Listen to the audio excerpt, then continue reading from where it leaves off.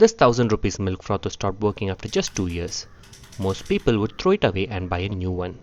Instead, I spent rupees 300 on a replacement battery and tried fixing it myself.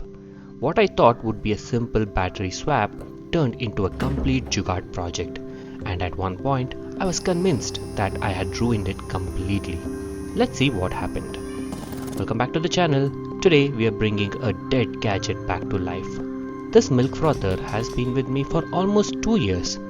It's been great for making coffee, frothing milk and quickly mixing drinks at home. Honestly, I never had any issues with it. But over time, the battery started holding less and less charge. After a few charging cycles, the runtime became shorter. Eventually one day, it simply stopped working.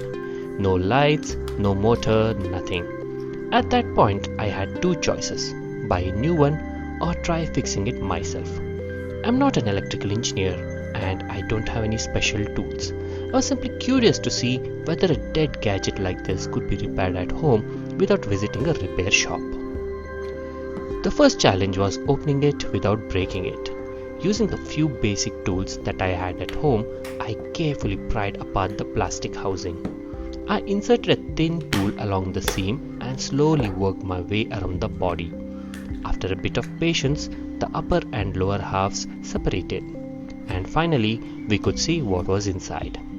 The internal design was actually quite simple. First, there was the battery, then below it, the circuit board, and finally, the motor that spins the whisk. The circuit board was held in place by plastic guides, so I gently pushed it out and removed it. Once that was done, the battery was fully exposed and easy to disconnect.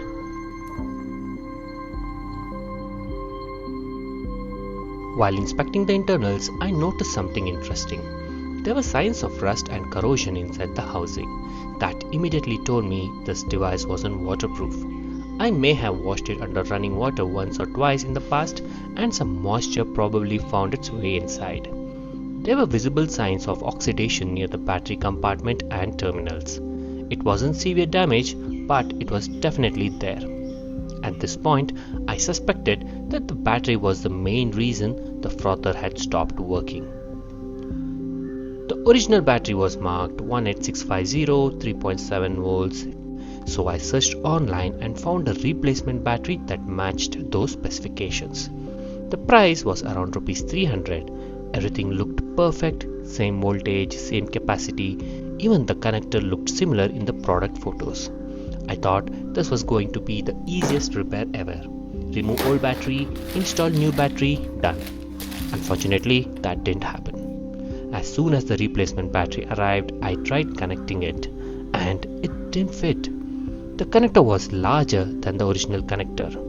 Even though the battery specifications matched perfectly, the connector size was completely different. That was a real roadblock. For a moment, I had no idea how to continue. Returning the battery would take time, buying another one might result in the same problem, so I decided to try a little engineering, or maybe a little jugaad. I carefully removed the connector from the old battery, then I removed the connector from the new battery.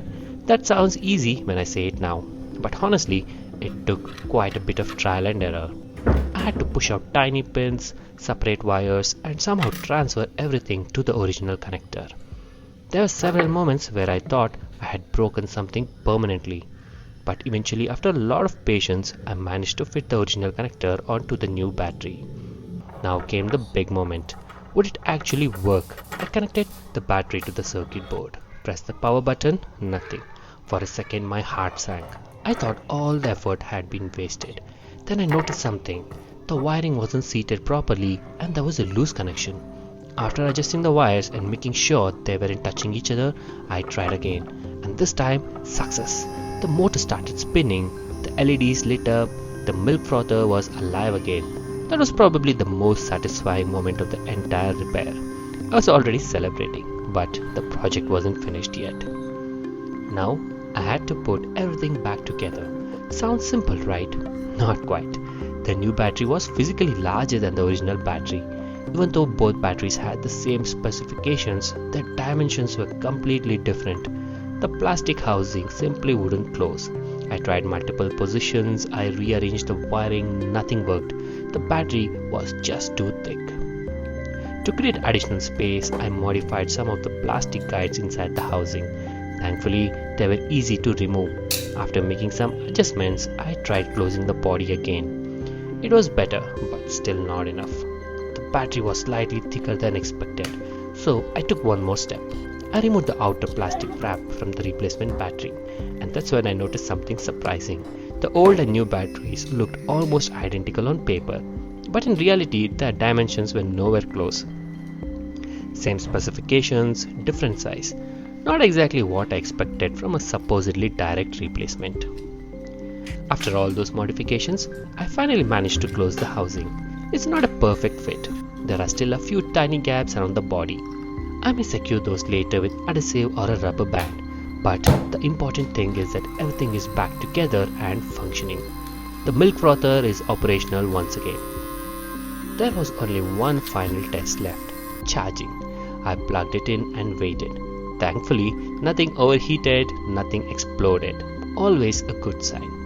A couple of hours later, the charging indicator turned green. The battery was fully charged and the frother was still working perfectly. Mission accomplished. For around 300 rupees, I managed to save a milk frother that would otherwise have ended up in the trash. If this battery performs well, I could easily get another 6 months to a year of use from this device. Would I recommend doing this yourself? Only if you're comfortable operating electronics and understand the risks involved.